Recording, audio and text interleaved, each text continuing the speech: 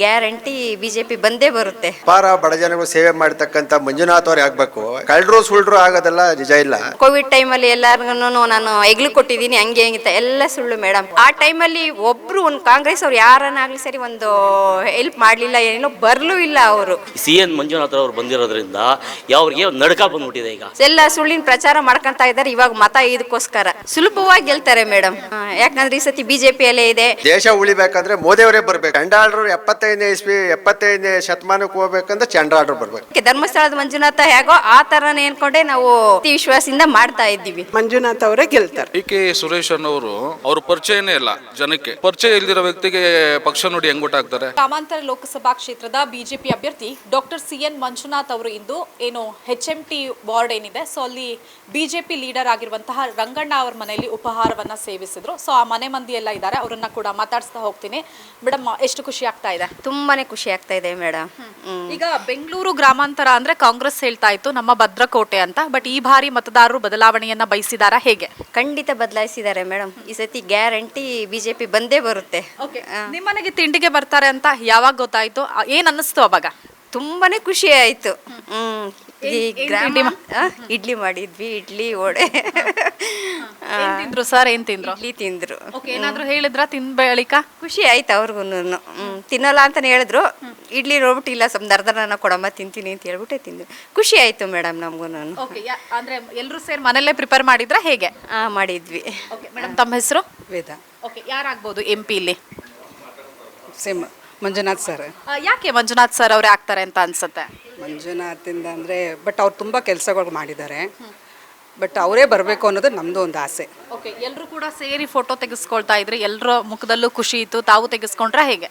ಹಾಂ, ತೆಗೆಸ್ಕೊಂಡು ಮೇಡಮ್. ಎಲ್ಲ ಫ್ಯಾಮಿಲಿನೆಲ್ಲ ತೆಗೆಸ್ಕೊಂಡಿದ್ದೀವಿ. ಹಿಂದಿನ ಸಂಸದರು DK ಸುರೇಶ್ ಅವರು, ಹಾಲಿ ಸಂಸದರು ಕೂಡ ಕೆಲಸಗಳನ್ನ ಮಾಡಿದಾರಾ ಹೇಗೆ? ಅವ್ರು ಅಂತೂ ಇಲ್ಲ. ಅದೇ ನಮಗೆ ಸಾಹೇಬ್ರು ಅಂದರೆ ಮುನಿರತ್ನಂ ಸರ್ ನಮ್ಗೆ ತುಂಬ ಹೆಲ್ಪ್ ಆಗಿದೆ. ಅದರಿಂದ ನಮಗೆ ಮಂಜುನಾಥ್ ಸರ್ ಅವ್ರು ಏನು ಹೇಳ್ತಾರೋ ನಾವು ಅದಕ್ಕೆ ಬದ್ಧವಾಗಿ. ಅವ್ರು ಹೇಳಿದ್ರು, ಡಿ ಕೆ ಶಿವಕುಮಾರ್ ಒಂದ್ಸತಿ ಹೇಳಿದರು, ಕೋವಿಡಲ್ಲಿ DK ಸುರೇಶ್ ಅವ್ರು ಬಂದ್ಬಿಟ್ಟು ನಾನು ಕೋವಿಡ್ ಟೈಮಲ್ಲಿ ಎಲ್ಲಾರ್ಗು ನಾನು ಹೆಗ್ಲು ಕೊಟ್ಟಿದ್ದೀನಿ ಹಂಗೆ ಅಂತ ಎಲ್ಲ ಸುಳ್ಳು ಮೇಡಮ್. ನಮ್ಮ MLA ಅವರು 3 ಟೈಮ್ ಊಟ, ಬೆಳಗ್ಗೆ ತಿಂಡಿ, ಮಧ್ಯಾಹ್ನ ಊಟ, ರಾತ್ರಿ ಊಟ ಅಷ್ಟು ಚೆನ್ನಾಗಿ ವ್ಯವಸ್ಥೆ ಮಾಡಿದ್ರು. ಆ ಟೈಮಲ್ಲಿ ಒಬ್ಬರು ಒಂದು ಕಾಂಗ್ರೆಸ್ ಅವ್ರು ಯಾರನ್ನಾಗಲಿ ಸರಿ ಒಂದು ಹೆಲ್ಪ್ ಮಾಡಲಿಲ್ಲ, ಏನೋ ಬರಲೂ ಇಲ್ಲ ಅವರು. ಎಲ್ಲ ಸುಳ್ಳಿನ ಪ್ರಚಾರ ಮಾಡ್ಕೊತಾ ಇದ್ದಾರೆ. ಇವಾಗ ಮತ ಇದಕ್ಕೋಸ್ಕರ. DK ಸುರೇಶ್ ಮತ್ತೆ ಡಾಕ್ಟರ್ CN ಮಂಜುನಾಥ್ ಅವರ ಮಧ್ಯೆ ತುಂಬಾ ಪೈಪೋಟಿ ಇರುತ್ತೆ ಅಂತ ಅನ್ಸುತ್ತಾ, ಅಥವಾ ಸುಲಭವಾಗಿ ಡಾಕ್ಟರ್ CN ಮಂಜುನಾಥ್ ಅವರು ಗೆಲ್ತಾರ? ಸುಲಭವಾಗಿ ಗೆಲ್ತಾರೆ ಮೇಡಮ್. ಯಾಕಂದ್ರೆ ಈ ಸತಿ ಬಿಜೆಪಿಯಲ್ಲೇ ಇದೆ. ಮತ್ತು ನಮ್ಮ MLA ಅವರು ನಮ್ಮ ಕ್ಷೇತ್ರಗಳಿಗೆಲ್ಲರೂ ಚೆನ್ನಾಗಿ ಕೆಲಸ ಮಾಡಿದ್ದಾರೆ. ಮೇಯ್ನು ಮೋದಿಯವ್ರದ್ದು. ಮೋದಿ ಕೇವಲ ರಾಜ್ಯದಲ್ಲಷ್ಟೇ ಅಲ್ಲ, ರಾಷ್ಟ್ರದಲ್ಲೂ ಕೂಡ ಚರ್ಚೆ ಆಗ್ತಾ ಇರುವಂತಹ ಕ್ಷೇತ್ರ ಅಂದ್ರೆ ಬೆಂಗಳೂರು ಗ್ರಾಮಾಂತರ. ನಿಮ್ಗೆ ಎಷ್ಟು ಖುಷಿ ಇದೆ ಇಲ್ಲಿನ ಮತದಾರರಾಗಿ? ತುಂಬ ಖುಷಿ ಇದೆ ಮೇಡಮ್. ನಾವು ಇಂಥ ಮಂಜುನಾಥ ಒಂದು ಕಡೆಗೆ ಧರ್ಮಸ್ಥಳದ ಮಂಜುನಾಥ ಹೇಗೋ ಆ ಥರನೇ ಅನ್ಕೊಂಡೆ ನಾವು ಪ್ರೀತಿ ವಿಶ್ವಾಸದಿಂದ ಮಾಡ್ತಾ ಇದ್ದೀವಿ. ಮೇಡಮ್, ಯಾರಾಗ್ಬೋದು ನೆಕ್ಸ್ಟ್ MP? ಮಂಜುನಾಥ್ ಅವರೇ ಆಗ್ತಾರೆ. ಯಾಕೆ ಡಾಕ್ಟರ್ CN ಮಂಜುನಾಥ್ ಅವ್ರು ಆಗ್ತಾರೆ ಅನ್ಸುತ್ತೆ? ಅವರು ತುಂಬ ಬಡವರಿಗೆ, ಬಗ್ಗರಿಗೆಲ್ಲ ತುಂಬ ಫ್ರೀಯಾಗಿ ಚಿಕಿತ್ಸೆ ಮಾಡಿದ್ದಾರೆ. ಆಮೇಲೆ ಅವ್ರದ್ದು ಒಳ್ಳೆ ಹೆಸರಿದೆ ಮೇಡಮ್. ಆದ್ರಿಂದ ಮಂಜುನಾಥ್ ಅವರೇ ಗೆಲ್ತಾರೆ. ಈಗ DK ಸುರೇಶ್ ಅವರು ತಾವೇ ಗೆಲ್ತೀವಿ ಅನ್ನುವಂತಹ ಲೆಕ್ಕಾಚಾರದಲ್ಲಿ ಇದ್ದಾರೆ. ಅದು ತಪ್ಪು ಮಾಹಿತಿ. ಈ ಮಂಜುನಾಥ್ ಸಾರೇ ಗೆಲ್ತಾರೆ. ಯಾರಾಗ್ಬೋದು ಮೇಡಮ್ MP? ಮಂಜುನಾಥ್ ಸರ್. ಯಾಕೆ ಮಂಜುನಾಥ್ ಸರ್ ಆಗ್ತಾರೆ ಅನ್ಸುತ್ತೆ? ಮೇಡಮ್, ಅವರು ವೈದ್ಯಕೀಯ ಕ್ಷೇತ್ರದಲ್ಲಿ ತುಂಬ ಹೆಸರು ಮಾಡಿದ್ದಾರೆ ಮತ್ತು ಬಡವರಿಗೆಲ್ಲ ತುಂಬ ಅನುಕೂಲ ಮಾಡಿಕೊಟ್ಟಿದ್ದಾರೆ. ಹಾಗಾಗಿ ಈ ಕ್ಷೇತ್ರದಲ್ಲೂ ಅವರು ಮುಂದೆ ಬರ್ಬೋದು, ಅವರಿಗೆ ಗೆಲ್ತಾರೆ ಅನ್ನೋ ಕಾನ್ಫಿಡೆನ್ಸ್ ಇದೆ ಮೇಡಮ್. ಇವತ್ತು ನಿಮ್ಮ ವಾರ್ಡ್ಗೆ ಬಂದಿದ್ರು, ಎಲ್ಲರ ಜೊತೆಗೂ ಕೂಡ ಉಪಹಾರವನ್ನ ಸೇವಿಸಿದ್ರು. ಸೊ ಏನ್ ಅನ್ನಿಸ್ತಾ ಇದೆ?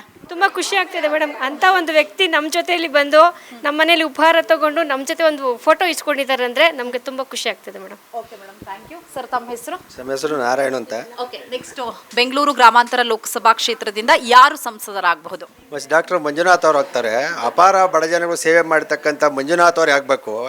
ಕಳ್ಳರು ಸುಳ್ಳು ಆಗೋದೆಲ್ಲ ನಿಜ ಇಲ್ಲ. ಜನ 2,000 ರೂಪಾಯಿ ಆಸೆಗೆ ಆಮೇಶ ಪಟ್ಟು ನಮ್ಮ ದೇಶನ ಮಾರಕ್ಕೆ ಹೊರಟಿದ್ದಾರೆ. ದೇಶ ಉಳಿಬೇಕಂದ್ರೆ ಮೋದಿಯವರೇ ಬರಬೇಕು. ಚಂಡಾಳರು 75ನೇ ಶತಮಾನಕ್ಕೆ ಹೋಗ್ಬೇಕಂದ್ರೆ ಚಂಡಾಳರು ಬರಬೇಕು. ಈಗ ರಾಜ್ಯ ಮತ್ತೆ ರಾಷ್ಟ್ರ ರಾಜಕೀಯದಲ್ಲಿ ಚರ್ಚೆ ಆಗ್ತಾ ಇರೋದು ಜಿದ್ದಾಜಿದ್ದಿನ ಪೈಪೋಟಿ ಇರುತ್ತೆ, ಯಾರು ಬೇಕಾದ್ರೂ ಮೇಲುಗೈ ಆಗಬಹುದು ಅಂತ.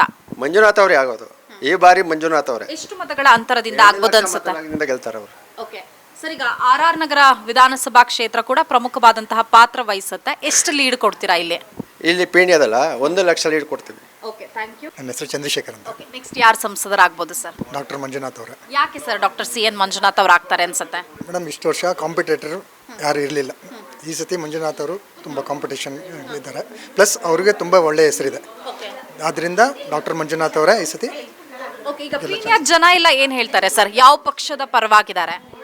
ಮೇಡಮ್, ಪೀಣ್ಯದ ಜನಗಳು ಡಾಕ್ಟರ್ ಹೆಸರು ತುಂಬ ಫೇಮಸ್ ಆಗಿದೆ. ಅವ್ರ ವೈದ್ಯಕೀಯ ಕ್ಷೇತ್ರದಲ್ಲಿ ತುಂಬ ಸೇವೆ ಮಾಡಿರೋದ್ರಿಂದ ಅವ್ರ ಹೆಸರು ತುಂಬ ಜನಗಳ ಬಾಯಲ್ಲಿದೆ. ಅದರಿಂದ ಈ ವರ್ಷ ಮಂಜುನಾಥ್ ಅವರೇ ಗೆಲ್ತಾರೆ. Thank you sir. ತಮ್ಮ ಹೆಸರು? ವಿಜಯ್ ಕುಮಾರ್ ಅಂತ ಹೇಳಿ. ಬೆಂಗಳೂರು ರೂರಲ್ ಇಂದ ನೆಕ್ಸ್ಟ್ MP ಯಾರಾಗ್ಬೋದು ಸರ್? ಸಿ ಎನ್ ಮಂಜುನಾಥ್ ಅವರೇ ಆಗ್ತಾರೆ ಮೇಡಮ್ ಅವರೇ. ಯಾಕೆ ಡಾಕ್ಟರ್ ಸಿ ಎನ್ ಮಂಜುನಾಥ್ ಅವ್ರು ಆಗ್ತಾರೆ? ಮೇಡಮ್ ಅವರೇ, ಇದುವರೆಗೂ ಈ ಕ್ಷೇತ್ರದಲ್ಲಿ ಕಾಂಪಿಟೇಟರ್ ಆಗಿ ಯಾರು ಇರಲಿಲ್ಲ. ಸಿ ಎನ್ ಮಂಜುನಾಥ್ ಅವರು ಬಂದಿರೋದ್ರಿಂದ ಅವ್ರಿಗೆ ನಡ್ಕ ಬಂದ್ಬಿಟ್ಟಿದೆ. ಈಗ ಇವತ್ತು ಯಾರು ಸಹಿತ ಮನೆಯಿಂದ ಬರದೇ ಇರೋ ಹೆಣ್ಮಕ್ಳು ಸಹಿತ ಬಂದು ಕ್ಯಾನ್ವಾಸ್ ಮಾಡ್ತಾ ಇದ್ದಾರೆ ಅವ್ರಿಗೆ. ಯಾಕೆಂದರೆ ಅಷ್ಟು ಭಯ ಬಂದಿದೆ ಅವರಿಗೆ, ಕಾಂಗ್ರೆಸ್ನವ್ರಿಗೆ. ಯಾಕೆಂದರೆ ಇಲ್ಲಿ ರಾಜರಾಜೇಶ್ವರಿ ನಗರ ಕ್ಷೇತ್ರದಲ್ಲಿ ಮುನಿರತ್ನವರು ಮಾಡಿರೋ ಕೆಲಸ ಇದುವರೆಗೂ ಯಾವ ಕಾಂಗ್ರೆಸ್ ಸದಸ್ಯರು ಮಾಡಿರಲಿಲ್ಲ. ಇವತ್ತು ಅಷ್ಟು ಅಭಿವೃದ್ಧಿ ಆಗಿದೆ.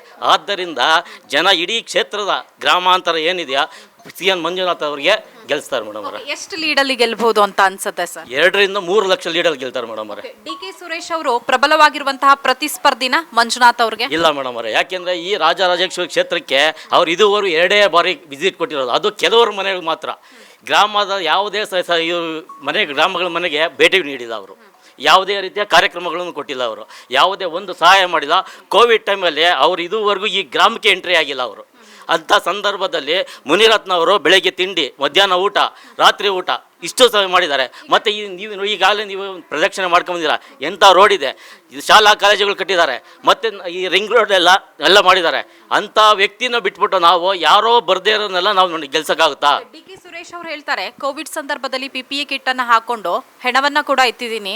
ಮೇಡಮ್ ಅವರೇ, PP ಕಿಟ್ ನಾನು ಹಾಕೊಂಡ್ಬಿಟ್ರೆ ಯಾರೋ ಹಾಕಿರೋದಕ್ಕೆ ನಾನು ಹಾಕಿದ್ದೀನಿ ಅಂತ ಏನು ಬರುತ್ತೆ? ಯಾಕಂತ ಇಡೀ ಗ್ರಾಮದಲ್ಲಿ ಹೋಗಿ ಕೇಳಬೇಕು ಯಾರು ಮಾಡಿದ್ದಾರೆ ಅಂತ. ಈ ಗ್ರಾಮಕ್ಕೆ ಅವ್ರು ಬಂದೇ ಇಲ್ಲ. ಕೋವಿಡ್ ಟೈಮಲ್ಲಿ ಬಂದು ಇಲ್ಲ, ಏನೂ ಇಲ್ಲ. ಅವತ್ತು ಬೆನ್ನೆಲುಬಾಗಿ ನಿಂತಿದ್ದು ಮುನಿರತ್ನ ಅವರು ಬಂದು ನಮಗೆ ಎಲ್ಲ ಹೆಲ್ಪ್ ಮಾಡಿ ಜನಗಳಿಗೆ ರೇಷನ್ ಸಹಿತ ಕೊಟ್ಟಿದ್ದಾರೆ. ಊಟ ಕೊಟ್ಟಿದ್ದಾರೆ, ಎಲ್ಲ ಮಾಡಿದ್ದಾರೆ. ಅಂಥವ್ರನ್ನ ಬಿಟ್ಬಿಟ್ಟು ಬೇರೆ ಯಾರನ್ನ ಗೆಲ್ಸೋಕ್ಕಾಗುತ್ತಾ? ಇದುವರೆಗೂ ಈ ಕ್ಷೇತ್ರದಲ್ಲಿ ಕಾಂಪಿಟೇಟರ್ ಇರಲಿಲ್ಲ. ಇವತ್ತು ಡಾಕ್ಟರ್ ಮಂಜುನಾಥ್ ಅವರು ನಮಗೆ ದೇವ್ರ ಥರ ಸಿಕ್ಕಿದ್ದಾರೆ. ಅವ್ರನ್ನ ಗೆಲ್ಸ್ಕೊಂತೀವಿ. ಮುಂದಿನ ಇದರಲ್ಲಿ ನಮಗೆ ಅವರಿಗೆ ಸಚಿವ ಸ್ಥಾನ ಸಿಗುತ್ತೆ. ಕೇಂದ್ರದಲ್ಲಿ ಆರೋಗ್ಯ ಮಂತ್ರಿ ಆಗ್ತಾರೆ ಅನ್ನೋ ಒಂದು ಕಾನ್ಫಿಡೆನ್ಸ್ ನಮಗಿದೆ. ಸರ್, ತಮ್ಮ ಹೆಸರು? ಮಂಜುನಾಥ್ ಅಂತೇಳಿ ಮೇಡಮ್. ಪೀಣ್ಯದವರ ಎಲ್ಲಿ ಅವರು ಸರ್? ತಾವು? ನಾವು ಮೂಲ ನಿವಾಸಿ. ನಾವು ನಮ್ಮ ತಂದೆ, ನಮ್ಮ ತಾತ ಅವರು, ನಾವು ಮೂಲ ನಿವಾಸಿಗಳು. ಸುಮಾರು ಒಂದು 3 ತಲೆಮಾರಿಂದ ಇಲ್ಲೇ ಇದ್ದೀವಿ. ನಮ್ದು ಇದು ಮೂರನೇ ತಲೆಮಾರು. ಲೋಕಸಭಾ ಚುನಾವಣೆ ಬರ್ತಾ ಇದೆ. ಸೊ ಚುನಾವಣೆ ಬಂದ ತಕ್ಷಣ ಎಲ್ಲ ರಾಜಕೀಯ ಚರ್ಚೆಗಳು ಶುರುವಾಗುತ್ತೆ. ಪೀಣ್ಯದಲ್ಲಿ ಯಾರು ಪರವಾಗಿದ್ದಾರೆ ಜನರು? ಪೀಣ್ಯದಲ್ಲಿ ಡಾಕ್ಟರ್ ಮಂಜುನಾಥ್ ಪರವಾಗಿ ಇದ್ದಾರೆ ಎಲ್ಲರೂ. ಯಾಕೆ ಡಾಕ್ಟರ್ ಸಿ ಎನ್ ಮಂಜುನಾಥ್ ಅವರ ಪರವಾಗಿದ್ದಾರೆ? ಡಾಕ್ಟರ್ ಸಿ ಎನ್ ಮಂಜುನಾಥ್ ಪರವಾಗಿ ಯಾಕಿದ್ದಾರೆ ಅಂತಂದರೆ, ಅವರು ಇತ್ತೀಚೆಗೆ ಇವಾಗ ಹೊಸದಾಗಿ ಅವರು ರಾಜಕೀಯಕ್ಕೆ ಪ್ರವೇಶ ಮಾಡಿರೋದು. ಇದಕ್ಕೆ ಮುಂಚೆ ರಾಜಕೀಯಕ್ಕೆ ಬರೋಕ್ಕೆ ಮುಂಚೆನೇ ಅವರು ಜನರಿಗೆ ಒಳ್ಳೆ ರೀತಿಯಲ್ಲಿ ಸ್ಪಂದಿಸಿದ್ದಾರೆ. ಯಾವಾಗ ಇವರು ಡೈರೆಕ್ಟರ್ ಆಗಿದ್ದರು ಜಯದೇವ ಆಸ್ಪತ್ರೆಯಲ್ಲಿ, ಸುಮಾರು ಜನಕ್ಕೆ ಅವರು ಹಾರ್ಟ್ ಆಪ್ರೇಷನ್ ಆಗಲಿ ಪ್ರತಿಯೊಂದಾಗಲಿ ಆಗಲೇ ಮಾನವೀಯತೆಯಲ್ಲಿ ಮೆರೆದಂಥ ವ್ಯಕ್ತಿ ಅವರು. ಅಂದರೆ ಜನಕ್ಕೆ ಒಂದು ಮನವರಿಕೆ ಆಗಿರೋದು ಇಷ್ಟೇ. ರಾಜಕೀಯದಲ್ಲಿ ಇಲ್ಲ ಅಂದ್ರೂ ಕೂಡ ಅವರು ಒಬ್ಬ ಡೈರೆಕ್ಟ್ರಾಗಿ ಬಡವ್ರಿಗೆ ಏನು ಸಹಾಯ ಮಾಡಬೇಕು, ಬಡವ್ರ ಬಗ್ಗೆ ಏನು ಕಾಳಜಿ ಇರಬೇಕು, ನಿರಾಶ್ರಿತರ ಬಗ್ಗೆ ಏನು ಕಾಳಜಿ ಇರಬೇಕು ಅನ್ನೋದು ಅವ್ರಿಗೆ ಆಗಲೇ ಮನದಟ್ಟಾಗಿತ್ತು. ಸುಮಾರು ಅವರು ಕೊಡಬೇಕಾದಂಥ ಏನು ಒಂದು ಗಿಫ್ಟ್ ಕೊಡಬೇಕು, ಪಬ್ಲಿಕ್ಕಿಗೆ ಏನು ಕೊಡಬೇಕು ಅನ್ನೋದನ್ನು ಆವಾಗಲೇ ಕೊಟ್ಟಿದ್ದಾರೆ. ಒಳ್ಳೆ ಒಂದು ಸುಮಾರು ಒಂದು 15,000 ಜನಕ್ಕೆ ಅವರು ಇದು ಮಾಡಿದ್ದಾರೆ, ಏನು ಹಾರ್ಟ್ ಆಪ್ರೇಷನ್ ಮಾಡಿದ್ದಾರೆ. ಹಂಗಾಗಿ ಅವ್ರಿಗೆ ಜನರು ಅವ್ರ ಪರವಾಗಿ ಇದ್ದಾರೆ. ಸಿಟ್ಟಿಂಗ್ MP DK ಸುರೇಶ್ ಕೆಲಸಗಳನ್ನ ಮಾಡಿದಾರಾ ಹೇಗೆ? DK ಸುರೇಶ್ ಅನ್ನೋರು ಯಾವತ್ತೂ ಕೂಡ ಜನರ ಸೆಂಟ್ರಿಗೆ ಬಂದಿಲ್ಲ. ಯಾವತ್ತೂ ಕೂಡ ಅವರು ಯಾವ ವಾರ್ಡ್ಗೂ ಬಂದಿಲ್ಲ, ಯಾವ ವಾರ್ಡ್ಗೂ ನೋಡಿಲ್ಲ. ಅವ್ರ ಪರಿಚಯನೇ ಇಲ್ಲ ಜನಕ್ಕೆ. ಪರಿಚಯ ಇಲ್ದಿರೋ ವ್ಯಕ್ತಿಗೆ ಪಕ್ಷ ನೋಡಿ ಹೆಂಗೆ ಗೊತ್ತಾಗ್ತಾರೆ? ಇವಾಗ ಜನರ ಸೆಂಟ್ರಲ್ಲಿದ್ದರೆ, ಜನರ ಬಗ್ಗೆ ಗೊತ್ತಿದ್ದರೆ, ಬಡವ್ರ ಬಗ್ಗೆ ಕಾಳಜಿ ಇತ್ತು ಅಂದರೆ, ನಿರಾಶ್ರಿತರ ಬಗ್ಗೆ ಕಾಳಜಿ ಇತ್ತು ಅಂತಂದರೆ ಅವ್ರೇನು ಬೇಕಾದರೂ ಕೇಳ್ಬೋದು. ಈಗ ಅವರು ಯಾರು ಅಂತಲೇ ಗೊತ್ತಿಲ್ಲ, ಸುಮ್ಮನೆ ಟಿ ವಿಲಿ ನೋಡಿರ್ತಾರೆ ಅಷ್ಟೇ ಜನ. ಆದರೆ ಮಂಜುನಾಥ್ ಅವರು ಸಾಮಾನ್ಯ ಪಬ್ಲಿಕ್ ಜೊತೆ ಬೆರೆತು, ಜನಸಾಮಾನ್ಯರ ಜೊತೆ ಬೆರೆತು ಆಗಲೇ ಅವ್ರು ಹೆಸರು ಮಾಡಿರ್ತಕ್ಕಂಥ ವ್ಯಕ್ತಿ ಮಂಜುನಾಥ್ ಅವರು. ಸುರೇಶ್ ಅವರು ಬಂತಂದು ಮತ್ತು DK ಶಿವಕುಮಾರ್ ಬಂತು ಅಂತಂದರೆ ಅವ್ರ ಸ್ಟೈಲ್ ನಿಮಗೆ ಗೊತ್ತಿದೆಯಲ್ಲ, ಅವ್ರ ಮಾತುಕತೆ, ಅವ್ರ ನಡವಳಿಕೆಗಳು, ಅವರು ಯಾವ ರೀತಿ ನಡೀತಾರೆ ಅಂತ. ಹಂಗಾಗಿ ಇವತ್ತು ಬಡವ್ರ ಪರವಾಗಿರೋ ಅಂಥದ್ದು ನಮ್ಮ ಡಾಕ್ಟರ್ ಸಿ ಎನ್ ಮಂಜುನಾಥ್ ಅವರು. ಜನ ಪ್ರತಿದಿನ ಟೈಮ್ ಸರಿಯಾಗಿ ಊಟ ಮಾಡ್ತಾರೋ ಬಿಡ್ತಾರೋ, ಆದರೆ ಪೊಲಿಟಿಕಲ್ ಟ್ರೆಂಡ್ ಏನಿದೆ ಅಂತ ಪ್ರತಿದಿನ ಪ್ರತಿ ಕ್ಷಣ ಕಾಯ್ತಿರ್ತಾರೆ. ಕರ್ನಾಟಕದ ಅಖಾಡದಲ್ಲಿ ಯಾವ ಅಭ್ಯರ್ಥಿ ಅಬ್ಬರಿಸಿದ್ರು ಮತ್ಯಾವ ಅಭ್ಯರ್ಥಿ ತತ್ತರಿಸಿದ್ರು ಅಂತ ನೋಡೋಕೆ ಕಾತರದಿಂದ ಕಾಯ್ತಿರ್ತಾರೆ. 28 ಕ್ಷೇತ್ರಗಳ ಪ್ರತಿದಿನದ ಪಬ್ಲಿಕ್ ಪಲ್ಸ್ ಏನು, ಪ್ರಚಾರದಲ್ಲಿ ಯಾರ ಮುಂದೆ ಯಾರ ಹಿಂದೆ ಎಲ್ಲ ಮಾಹಿತಿಯನ್ನು ನಾವು ಕೊಡ್ತೇವೆ. ಕರ್ನಾಟಕ ಕುರುಕ್ಷೇತ್ರ 28 ಕ್ಷೇತ್ರಗಳ ಡೈಲಿ ನ್ಯೂಸ್ ಪ್ರತಿದಿನ ರಾತ್ರಿ 8 ಗಂಟೆಗೆ ಯೂಟ್ಯೂಬ್ನಲ್ಲಿ ಕರ್ನಾಟಕ ಟಿವಿ ಅಂತ ಸರ್ಚ್ ಮಾಡಿ, ನಂತರ ನಮ್ಮ ಕರ್ನಾಟಕ ಟಿವಿ ಸಬ್ಸ್ಕ್ರೈಬ್ ಮಾಡಿ. ಸಬ್ಸ್ಕ್ರೈಬ್ ಆದಮೇಲೆ ನಿಮಗೆ ಹೋಮ್ ಪೇಜ್ ಬಂದರೆ ಕಮ್ಯುನಿಟಿ ಅನ್ನೋ ಆಪ್ಷನ್ ಸಿಗುತ್ತೆ. ಈ ಕಮ್ಯುನಿಟಿ ಆಪ್ಷನ್ ಕ್ಲಿಕ್ ಮಾಡಿದ್ರೆ ನಿಮ್ಮ ಕೆಳಗಡೆ 28 ಲೋಕಸಭಾ ಕ್ಷೇತ್ರಗಳ ಒಂದು ಪೋಲ್ ಕ್ರಿಯೇಟ್ ಮಾಡಲಾಗಿದೆ. ನೀವು ಹೋಗಿ 28 ಕ್ಷೇತ್ರಗಳಲ್ಲಿ ಯಾರು ಗೆಲ್ತಾರೆ, ಯಾರು ಗೆಲ್ಲಬೇಕು, ನಿಮ್ಮ ಸಪೋರ್ಟ್ ಯಾರಿಗೆ ಅಂತ ಅಲ್ಲಿ ನೀವು ಕ್ಲಿಕ್ ಮಾಡ್ಬೋದು, ಅಂದರೆ ವೋಟ್ ಮಾಡ್ಬೋದು. ಇಲ್ಲೇನು ವೋಟಿಂಗ್ ಆಗುತ್ತೆ ನಾವು ಪ್ರತಿದಿನ ನಾವು ನ್ಯೂಸಲ್ಲಿ ನಿಮಗೆ ಅಪ್ಡೇಟ್ ಮಾಡ್ತಿರ್ತೀವಿ. ಇದು ಮತದಾನದ ದಿನದವರೆಗೂ ಕೂಡ ಈ ಪೋಲಿಂಗ್ ಓಪನ್ ಇರುತ್ತೆ.